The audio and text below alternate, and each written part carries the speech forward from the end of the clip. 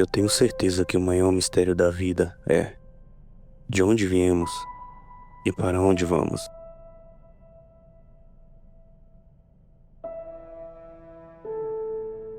Todas as religiões têm resposta para isso. O problema é quem está certo. E pior ainda, dentro de quem está certo, quem está certo. No cristianismo, por exemplo, você tem mais de 45 mil opções. Pastor Fábio, como escolher a certa?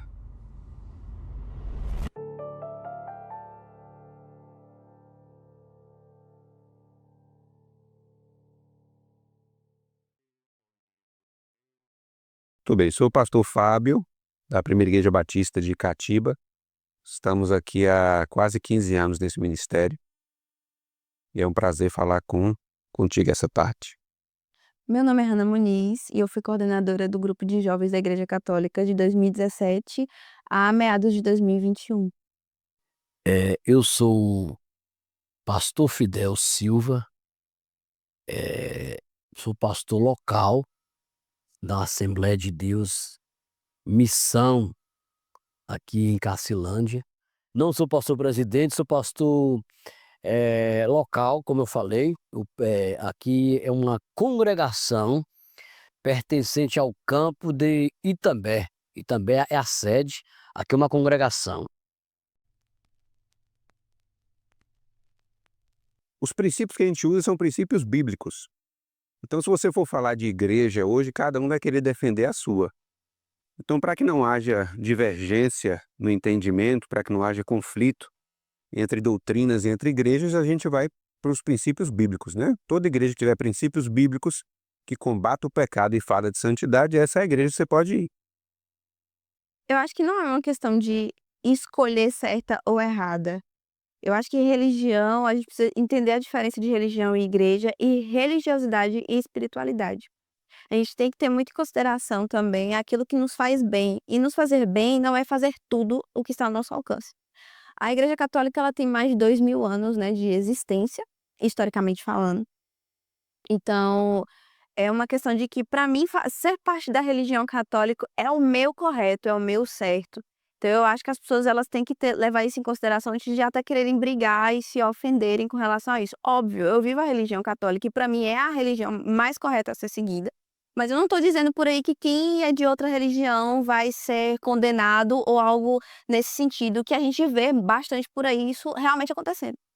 A melhor forma de escolher uma igreja para congregar é uma igreja que ela preza pela palavra, né, onde tem um homem de Deus ou uma mulher de Deus que tem um caráter ilibado na sociedade.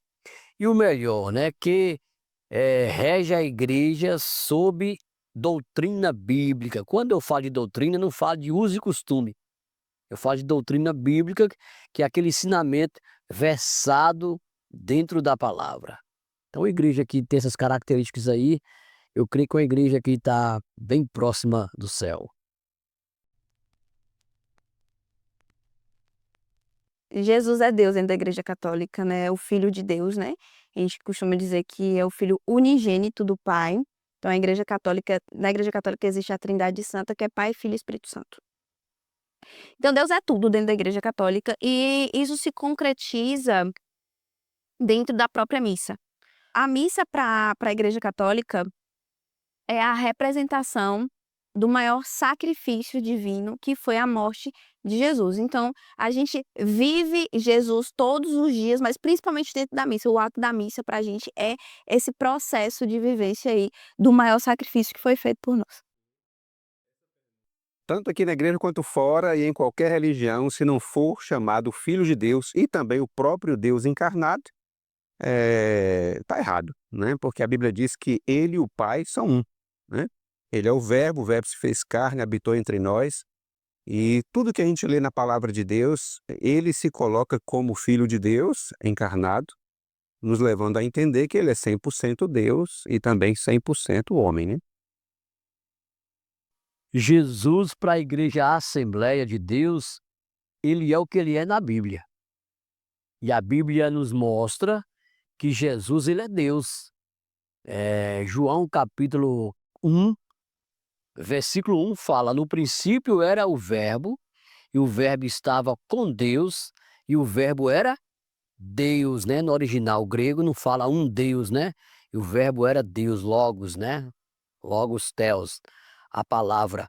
Então, Jesus para nós é o que a Bíblia diz que ele é. Ele é Deus, a segunda pessoa da Trindade. E João 14, quando Filipe pergunta, quando Filipe fala para Jesus, né? Mostra-nos o Pai. Jesus fala: tanto tempo eu estou convosco e vocês não me reconheceis, eu e o Pai somos um. Então, pela palavra, Jesus e Deus é, é a mesma coisa. Jesus é Deus para a Assembleia de Deus.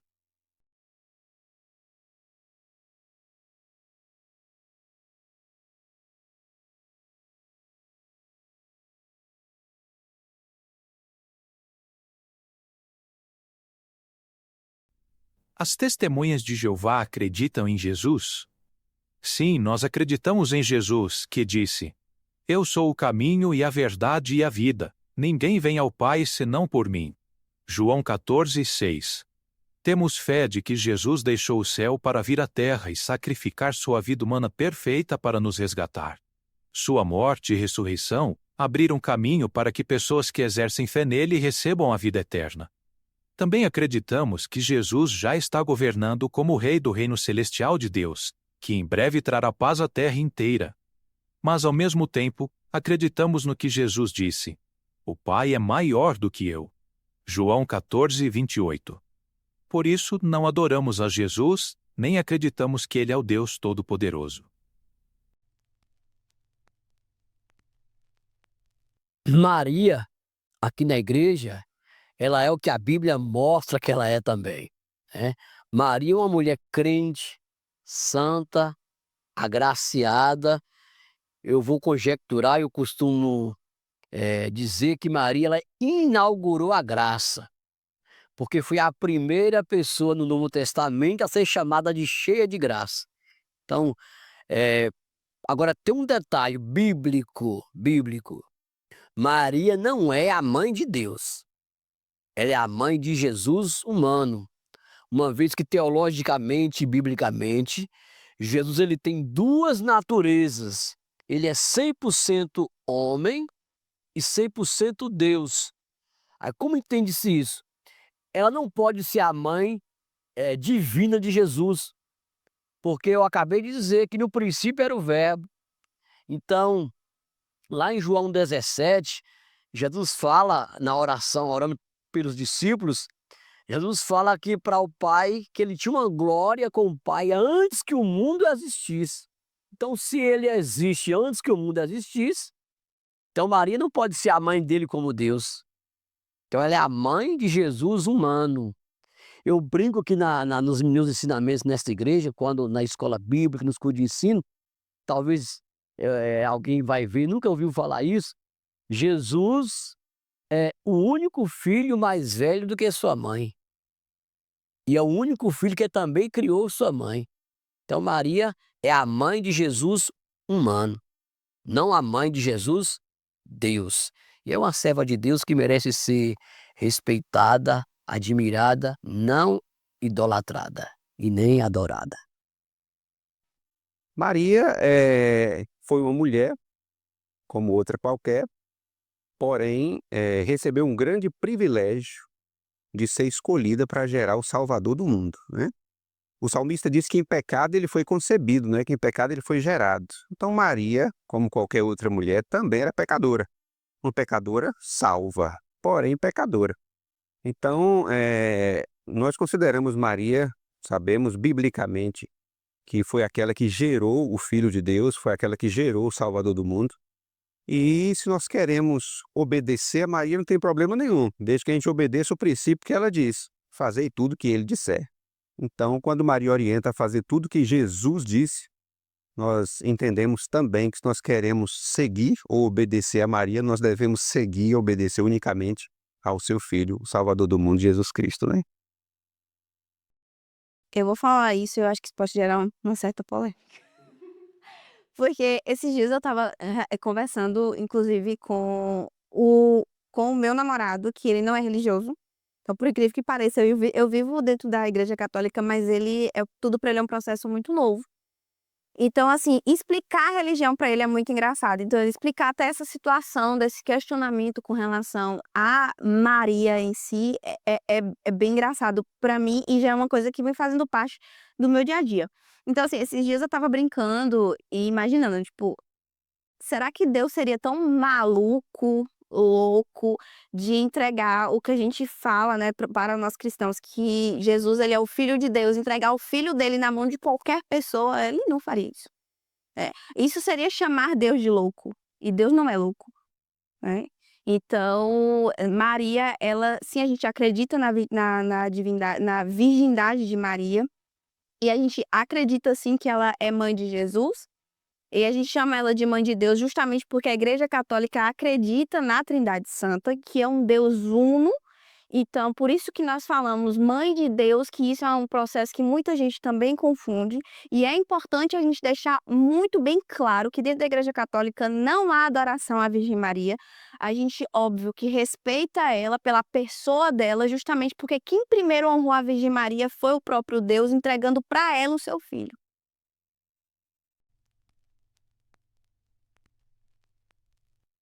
A palavra do Senhor diz que todas as coisas são lícitas, mas nem todas as coisas convêm, né? Na verdade, a música secular, tem muita letra, boa. Tem algumas que têm letras boas, que têm letras que não ferem o caráter, que não denigram a imagem de ninguém, que não são músicas nem homofóbicas, nem preconceituosas. Porém, a gente tem que, ao pensar na música secular, a gente tem que analisar o porquê que ela foi feita, para que ela foi feita e para quem ela foi feita. E de que maneira isso pode ou não contribuir para as nossas vidas, né? Tem músicas consideradas gospels que não são músicas boas, a gente não utiliza. Sabor de mel. Exato, são letras muitas vezes que fala do Espírito, não sai daqui, Consolador, não sai daqui. Saía no Antigo Testamento, né? Jesus derrama no Novo Testamento, no dia do Pentecostes, derrama o Espírito Santo, e a partir daquele dia o Espírito Santo não sai mais. Então não combina para nós hoje cantar uma música assim, né? Consolador não sai daqui, ele não vai sair. Ele enviou o Consolador e o Consolador está conosco. Então, assim, eu acho que a partir do momento que a gente parte do princípio, Jesus ouviria essa música, Jesus cantaria essa música, faria parte do repertório de Jesus. Ou Jesus deixaria de ouvir só porque não foi feita por um cristão? Tem que saber, igual como eu falei no início, para quem foi feito, né? Para quem foi feito. Tem música que muitas igrejas não utilizam, porque não foi um cristão que foi feito. Outros cristãos fizeram determinadas músicas, abençoaram muitas pessoas e hoje já não estão mais no convívio, não estão mais no meio cristão. E por não estarem mais no meio cristão, muitas pessoas não utilizam. Daí o princípio. Daí a gente partir do princípio e analisar quem é que está cantando. Quem desviou, quem está firme, né? Porque há muitas músicas que outras denominações cantam, músicas evangélicas, que outras denominações cantam, né? Porque consulta o caráter de Deus. Então, quando a gente parte do princípio que tem que consultar o caráter de Deus, que tem que ser para a glória de Deus, é que vai nos dar o discernimento de utilizar ou não. Eu não gosto de usar a palavra não pode. Porque o apóstolo Paulo fala que todas as coisas nos são lícitas, né, mas nem todas nos convêm. Eu gosto de usar a palavra não deve.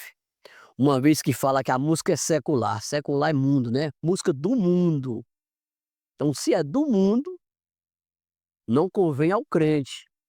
Porque no mesmo texto que eu falei anteriormente, em João 17, Jesus orando com o Pai, diz que os discípulos, eles estavam no mundo, mas porém não eram do mundo, né? Estou falando no sentido do texto passado, né? Usando paráfrase. Então, os discípulos estavam do mundo, mas não eram do mundo. A gente pode trazer a aplicação para nós. Estamos no mundo, mas não somos do mundo. Então, para mim, tudo aquilo que é do mundo, a gente não deve, no sentido assim, praticar, a não ser por necessidade de sobrevivência, no caso. O alimento é do mundo, a gente tem que alimentar. A roupa é do mundo, a gente tem que se vestir. Agora, a música do mundo. Aí algumas pessoas vão dizer: ah, mas tem uma letra bonita, mas você tem que ver o que é que está por trás de quem compôs aquela letra. Se me permita, eu vim do mundo, eu sou um ex-cantor de forró, um ex-cantor de arrocha.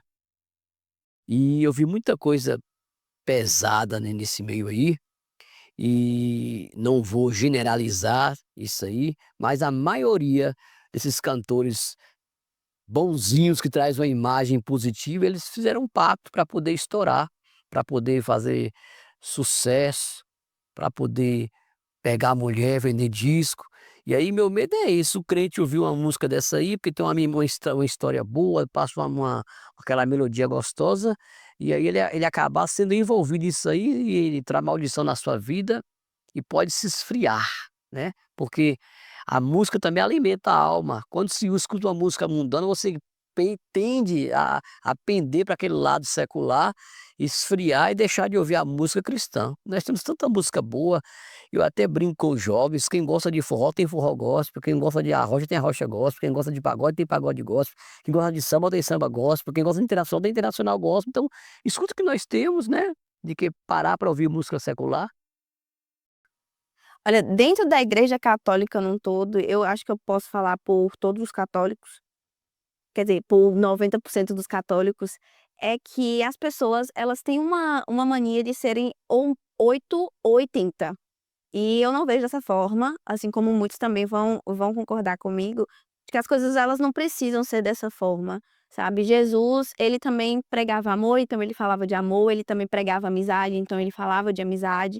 Então eu acredito que essa questão de falar música secular com música mundana se tornou uma coisa muito, assim, fechada, então as pessoas ou elas acham que se elas vão escutar uma música ali que fala de amor, é proibido, "Ai meu Deus, eu não posso fazer isso", quando na realidade aquela música não tem nada a ver. Eu acho que nada que denigre a sua imagem ou a imagem de uma outra pessoa, aquilo faz mal, sabe. Eu acho que a gente precisa entender que a gente tem o nosso livre-arbítrio para tudo, então a gente tem que saber o que que entra nos nossos ouvidos e o que sai pela nossa boca.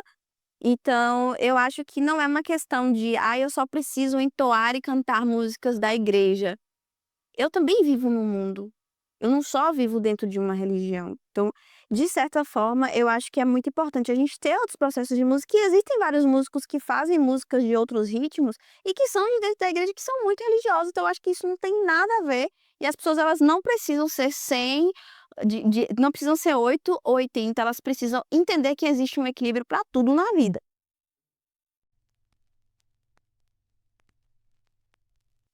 Tanto o céu quanto o inferno existe. Tanto o céu quanto o inferno existe. A gente precisa abrir o coração para Jesus, né? Jesus contou muitas parábolas. Jesus foi quem mais falou sobre o inferno. Ele contou muitas parábolas a respeito disso para ensinar as pessoas. A Bíblia diz que depois da morte segue-se o juízo. Esse juízo é a consequência das decisões que nós tomamos nesse mundo ou deixamos de tomar, céu ou inferno, né? Em Mateus diz que os justos herdarão a vida eterna e os ímpios partirão para o castigo eterno. Então, há muitas pessoas que acham que o céu é aqui, né? E como é que o céu é aqui se a gente vive com tanta corrupção, se a gente vive com gente matando uns aos outros, próprio semelhante fazendo algo absurdo que às vezes o próprio animal irracional não faz, né? Outros acham que o inferno é aqui. Como é que o inferno é aqui se nós estamos aqui nessa entrevista com ar-condicionado? Como é que o inferno é aqui se a gente pode ir para uma praia, tomar um banho de mar? Como é que o inferno é aqui se a gente pode abrir a geladeira, pegar uma água gelada, né? Como é que o inferno é aqui? Então, nem o inferno nem o céu é aqui, mas que os dois existem, a Bíblia deixa claro que existe. Assim, eu acredito no inferno e eu espero não ter que morrer para poder, ver aquilo ali, né. Então, assim, obviamente eu acredito em inferno. E sobre a questão de evitar o inferno, é muito eu acho que é muito engraçado quando a gente fala sobre isso, porque as pessoas elas têm uma mania de achar que, se você faz o mal, você vai para o inferno, se você faz o bem, você vai para o céu. Só que na verdade não é bem assim, né. Tem muita gente que é realmente que é o lobo disfarçado de ovelha. Então eu acho que é realmente a questão das nossas ações, mas a gente tem que ter um certo equilíbrio de não achar que se eu, sei lá, se eu pisar o pé fora de casa e tomar um vento no rosto, eu tô condenado ao inferno, sabe? Eu acho que a gente tem que tudo na vida a gente tem que ter equilíbrio, isso é uma das coisas primordiais, né. Então evitar o inferno, eu acho que é algo muito, assim, muita gente utiliza isso como metáfora, mas eu acho que isso é importante também quando a gente fala de questões de ações, porque isso também transforma a gente, né. Às vezes a gente realmente quer pensar em fazer alguma coisa errada, e a gente volta o pé atrás e pensa: "Pô, velho, não é isso mesmo que eu quero fazer", porque isso pode levar a ações futuras mais agravantes. Então é importante a gente ter isso. Eu não sei se eu respondi bem a pergunta, mas enfim, eu não estudei pra isso não. O inferno, existe, né. Agora sim, nem vou para o Antigo Testamento, né, eu vou para o Novo Testamento. Existem pelo menos 4 palavras diferentes no original grego para o que o povo diz inferno. Quando eu ensino, que eu costumo brincar, a palavra que vocês chamam de inferno, ou seja, o teu Hades, que, pode ser traduzido como mundo dos mortos. Que é o Hades, né? É aquele lugar que as pessoas, quando morrem sem Deus, eles vão. Essa palavra Hades, ela aparece lá em Lucas capítulo 16, se não me falha a memória, na parábola do rico e Lázaro. É o Hades, que é o mundo dos mortos. Foi para onde o rico foi, né. Então, o Hades é para onde as pessoas que morrem sem Deus, né. Tem a palavra abissos, que é onde alguns anjos caídos estão acorrentados. Já vou fazer uma explicação rápida, uma síntese sobre isso. Tem a palavra Geena, que é o Vale de Rinom no Antigo Testamento. Geena, que é o lago de fogo, que é aonde, os mortos que estão no Hades, depois do milênio e após o juízo final, vão para o lago de fogo, que é o Geena. Por isso que Jesus fala que o corpo e a alma serão lançados no inferno, lá em João Ferreira de Almeida traduziu como inferno. Então, o corpo e a alma vão ser lançados no Geena, porque vai ser depois do juízo final que esses mortos passarão pela segunda ressurreição. Então, o inferno, ele existe, né, dentro dessas prerrogativas teológicas, né. Hades, que é o mundo dos mortos, as pessoas que morrem hoje sem Cristo vão para lá, para aguardar o juízo final. Abissos, que é outro compartimento do Hades, que é onde os anjos caídos estão, é onde lá vai ser acorrentado por 1000 anos durante o milênio, que é traduzido por abismo na língua portuguesa. E o Geena, que é o lago de fogo, que eu tenho um irmão aqui que ele brinca, ele fala que o lago de fogo é o quinto dos infernos, né. Então, existe sim, né, e é eterno.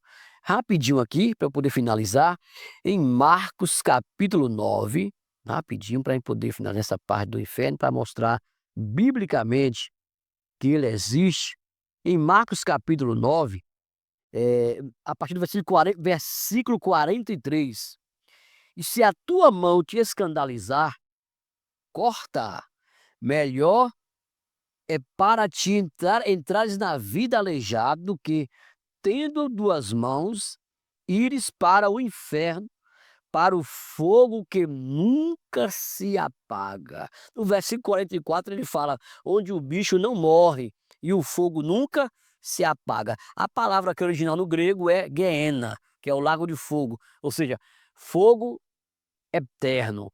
Aí é um tiro fatal contra quem prega a favor da aniquilação da alma. Se o bicho nunca morre e o fogo nunca se apaga, quem vai para lá vai queimar eternamente e vai ser, atormentada eternamente também. Muitas Bíblias mais antigas traduzem como inferno as palavras originais Seol, do hebraico, e Hades, do grego. Essas palavras se referem basicamente à sepultura, que é um lugar simbólico onde estão os mortos em geral. A Bíblia mostra que as pessoas que estão na sepultura deixaram de existir. Os mortos estão inconscientes, por isso não sentem dor. Não haverá trabalho, nem raciocínio, nem sabedoria, nem conhecimento no inferno. Eclesiastes 9:10, versão Douay-Rheims em inglês. O inferno não é um lugar cheio de pessoas gritando de dor. Na verdade, a Bíblia diz que os maus sejam envergonhados, que sejam silenciados na sepultura. Salmo 31:17. Ou no inferno, tradução da CNBB, Salmo 31:18. Deus determinou que a punição pelo pecado é a morte, não o tormento no inferno de fogo. Deus disse ao primeiro homem, Adão, que a punição que ele receberia por desobedecer à lei de Deus seria a morte. Ele não falou nada sobre Adão ser atormentado para sempre no inferno. Depois que Adão pecou, Deus disse qual seria o castigo dele. Você é pó, e ao pó voltará. Gênesis 3:19. Adão deixaria de existir. Se Deus, na verdade, fosse mandar Adão para um inferno de fogo, ele com certeza teria falado isso. Deus não mudou a punição para os que desobedecem às suas leis. Muito depois de Adão pecar, Deus inspirou um escritor da Bíblia para dizer que o salário pago pelo pecado é a morte. Romanos 6:23. Não seria justo dar uma punição além dessa, porque quem morreu foi absolvido do seu pecado. Romanos 6:7. A ideia de um tormento eterno é repulsiva para Deus. Essa ideia é contrária ao ensinamento bíblico de que Deus é amor. 1 João 4:8. Ele quer que nós o adoremos porque o amamos, não porque temos medo de ser atormentados para sempre. Acredita. Acredita, porém, dom não é bagunça, né? Então tem muita gente que acha que sabe falar em línguas e que frustra outras pessoas porque aquela outra pessoa não tem aquele mesmo dom e não consegue, mas é isso, o dom não é bagunça, né? É uma coisa espiritual. Nós temos duas divisões de compreensão.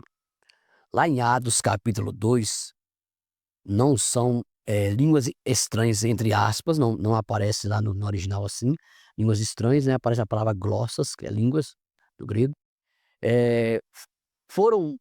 Essas línguas foram dadas em Atos 2 para que aquelas nações, aqueles prosélitos que foram adorar a Deus em Jerusalém no dia da festa de Pentecostes, para que eles compreendessem o culto a Deus. E lá eles falavam em línguas, várias nações lá aparecem em Atos 2. Eles se maravilharam que quase 120 pessoas falaram idiomas daquelas pessoas que foram adorar a Deus lá em Jerusalém, na festa de Pentecostes. Ou seja, aquelas línguas lá de Atos 2 foi para que a forma de evangelizar, eu costumo dizer assim, a forma de evangelizar. Porém, com base em 1 Coríntios capítulo 14, o apóstolo fala que é um dom que Deus nos dá para a gente ser edificado. A gente tem que separar isso aí, né? Tem gente falando aí, Deus me deu o dom de língua, eu falo outro idioma, né? Eu não consigo encontrar base bíblica para isso no Novo Testamento. Atos 2, evangelização. Foi só para aquele momento. 1 Coríntios capítulo 14 é para edificação de quem fala. É tanto que Paulo fala para falar 2 ou 3 pessoas, e se tiver quem interprete, né? Se não, fale consigo mesmo. Porém, ele fala para não proibir falar em línguas lá no final do capítulo, né? Não proibais. Então não tem uma doutrina bíblica da proibição de falar em línguas, né? A revelação, que aparece no mesmo texto também de 1 Coríntios capítulo 14, né? A revelação. Eu não acredito que foi cessado, né? Não consigo base bíblica para isso, que foi cessado, né? Também não acredito com os absurdos que tem por aí, que todo culto tem revelação profética. Eu acho que é um negócio muito fino. E quando Deus sente a necessidade de falar de forma específica com alguém para edificação da igreja, não de quem revela. Eu entendo assim, para mim é um dom melindroso, né? Que Deus ele fala em momentos específicos quando há necessidade para dar um livramento a alguém, para alegrar alguém, para livrar alguém da morte, livrar alguém de um suicídio, para que aquela pessoa abra a visão, se converta a Jesus. E o intuito, o fim de tudo tem que ser a glória de Deus. Dons espirituais, Deus usa quem quer. Deus usa como quer e quando quer, né? Ah, baleia, a gente fala baleia, né? Mas foi um grande peixe, lá não escreve baleia. Engoliu Jonas. Uma mula conversou. Animais foram grandemente usados por Deus para fazer a sua obra. Então, os dons espirituais, a Bíblia diz que antigamente Deus usou, através de profetas e de tantos outros, né, para mostrar Jesus. E hoje usa o seu próprio filho. Então, algumas das coisas que são utilizadas hoje já não funcionam mais, né? Já não tem mais necessidade, porque a Bíblia estava incompleta. Hoje ela é incompleta, hoje ela está completa. Então, se nós queremos conhecer mais de Deus, nós queremos conhecer mais do que está ao nosso entorno e do que virá a acontecer no tempo que a gente está vivendo, é abrir a palavra de Deus que ela vai se manifestar de maneira extraordinária. Agora, quando a gente olha para o mundo e percebe que alguns dons têm sido tão banalizados, como o dom de profecia, por exemplo, é de se ligar um alerta, né? Minha esposa já tinha 2 filhas, minha esposa já era operada, né? Já não podia mais ter filho, e a gente foi em uma festividade uma vez de uma igreja, e lá alguém de fora que não nos conhecia chamou para ela vir à frente e disse que Deus tinha um propósito na vida dela, que Deus estava naquela noite abrindo a madre dela, que o sonho dela ia se realizar e ela ia ser mãe. Então a madre já estava fechada, ela já estava operada, ela já tinha sido mãe e não tinha mais sonho de ser mãe. Então, vá para a Bíblia. Pegue sempre na Bíblia que não vai ter erro. Deus não deixa ninguém enganado.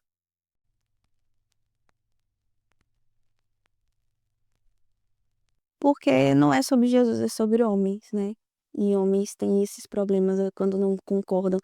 Eu estava rindo porque tem um desenho que mostrava sobre essa questão de religião, só que de outra forma, de uma visão ateísta. E eu quis assistir com um olhar realmente católico, né, com um olhar realmente cristão. E aí esse desenho, ele levava a crer que o problema do mundo não é a religião, porque eu assisti isso porque eu escutei de uma pessoa me dizer que o problema do mundo era a religião, e eu obviamente não concordo. Aí quando eu assisti esse desenho, pra mim fez, assim, uau na minha cabeça, porque realmente o problema não é a religião, o problema são os homens. Porque dentro desse desenho, eram várias pessoas que eram ateus, e eles começaram a brigar entre si, só existia um ateu e eles começaram a brigar entre si, porque por realmente querendo se manifestarem de formas diferentes. Então o problema em si não é a religião, é o homem. Na verdade, muitas igrejas hoje têm se dividido e, na verdade, não é de hoje, é de muito tempo. Eu me lembro que na época de seminário, tinha um assunto que falava assim, uma aula falava assim, igreja ao gosto do freguês.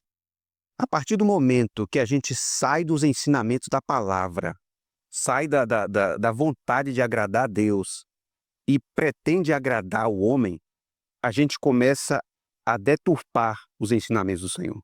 A gente começa a mudar princípios, né, que não podem ser mudados. Os costumes são ajustáveis, os costumes são criados, né? Uma metodologia às vezes é criada, mas os princípios não podem ser criados porque eles já existem. Os princípios são bíblicos e é desde que o mundo é mundo, os princípios de Deus são os mesmos. Ele não mudou. Ontem, hoje, não muda sempre.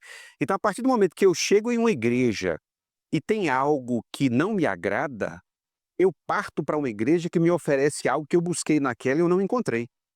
E muitas vezes eu saio para outra, e isso é antibíblico, no sentido assim, se a igreja está no caminho certo, buscando a palavra, buscando as orientações, se os irmãos estão buscando, e muitas vezes, ainda assim eu saio, o problema está comigo. E onde eu for, eu vou levar esse problema. Porque se eu estou nessa igreja e a música não me agrada, eu vou para outra igreja. Chega lá, a música me agrada, mas a palavra não me agrada. Aí eu saio daquela e vou para outra igreja que oferece determinada coisa que eu não encontrei nas duas primeiras. Então, em nossa cidade, como em tantas outras, tem pessoas que já passaram em todas as igrejas da cidade, não é? E Então, você tá falando com uma. não foi pensando em você, nem sabia disso. Mas eu conheço pessoas que já passaram em todas, entendeu? Então, assim, quando a E como gente testemunha, eu posso dizer, em todas você vai achar um problema. vai achar, né, às vezes proporções diferentes, né? Às vezes com pessoas diferentes. Às vezes o que eu não achei aqui, um problema aqui, eu acho na outra igreja outro problema, e aquilo vai ser pior do que essa. Por isso tem tanta gente que sai de uma igreja, daí a pouco torna a voltar para a mesma igreja. Por quê? Porque entende que a igreja tem problema, porque são pessoas, antes de serem cristãos, são pessoas, e se ela não olhar para Cristo, por isso que ele ensina, né? Olhar para mim. Quando a gente para de olhar para ele e começa a olhar para os lados, aí a gente não fica em lugar nenhum, né? Eu quero fazer um adendo dentro desta pergunta. A igreja de Jesus com I maiúsculo, não se dividiu. As denominações se dividiram, né? Porque não pode haver divisão no corpo de Cristo. O que eu acredito, né? Trazendo para nesse contexto de denominações. A questão da vaidade, né? A questão da vaidade. Tem um membro que ele está numa denominação, uma igreja local, e acontece muito isso. Aí ele é corrigido pelo pastor, e ali ele não aceita aquela correção, vai para outra igreja, lá o pastor corrige ele também. Ele vai para outra igreja, aquele pastor corrige ele também. Então já deu para ver que o erro não é da igreja. Aí ele começa a envaidecer e quer fundar um ministério. Nós sabemos que tem muitos ministérios, muitas igrejas locais que Deus está no negócio e prosperam e Deus quer que para poder ganhar almas. Mas tem muitas denominações que foram o homem quem fundou. Não estou generalizando, mas eu creio que esse aumento. Por exemplo, eu estou na Assembleia de Deus e aqui como eu lhe falei, eu não sou pastor presidente, eu sou pastor local, tem alguém acima de mim. E a Assembleia de Deus ela trabalha com hierarquia. Aí, Deus me guarde, mas eu vejo a rainha da igreja, eu vejo a quantidade de membros, aí falo, rapaz, essa igreja pode ser minha. E em vez de eu ter que dividir com outra pessoa, eu vou ficar com isso para mim. Para mim, esse pensamento é maligno. Quem abre uma igreja com esse pensamento é maligno, é diabólico. Então, orgulho, vaidade e falta de submissão, né? Gera essa divisão aí das denominações.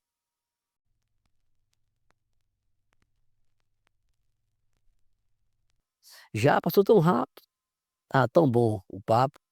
O que as pessoas precisam aprender sobre a igreja Assembleia de Deus, né? É uma igreja centenária no Brasil. O que eu amo nela não tem dono. Nós fomos. Qual é o dono da Assembleia de Deus? É Deus, né? No Brasil, Deus usou 2 missionários suecos, Daniel Berg e Gunnar Wingre, que estavam, se não me engano, em Los Angeles, na Rua Azusa, num grande avivamento histórico que aconteceu, se não me falha a memória, não estou afirmando. E eles tiveram uma revelação num culto. Apareceu lá a palavra Belém, Belém do Pará. Como não estavam no Brasil, foram no mapa procurar onde era essa cidade. Aí quando encontraram, descobriram que era no Brasil. Entenderam, por discernimento e revelação divina, que tinham que fundar uma obra aqui no Brasil, né? Trazer esse avivamento pentecostal para o Brasil. Quando chegaram aqui no Belém do Pará, foi confirmado, e aí por isso que tem lugar que conhece a Assembleia de Deus do Belémzinho, do Belém, né? Aí iniciou-se a Assembleia há mais de 115 anos atrás, 117 anos atrás, no Brasil, porque no mundo já existia, né? Então, é uma igreja bíblica, cristocêntrica, temperada, acredita nos dons espirituais, porém dá muito valor para a palavra, naquela igreja de movimento humano. né? Tem ensinamento, escola bíblica, valoriza a questão musical. Vamos lá, essa é boa. Eu queria que as pessoas entendessem que a Igreja Católica, como muitos pensam, não é uma igreja liberal. A gente tem mais de 2000 anos de religião, então isso, e de história, na verdade. Então, uma religião que tem 2000 anos de história, não é possível que seja uma religião que tenha tudo fora do lugar, não é assim que funciona.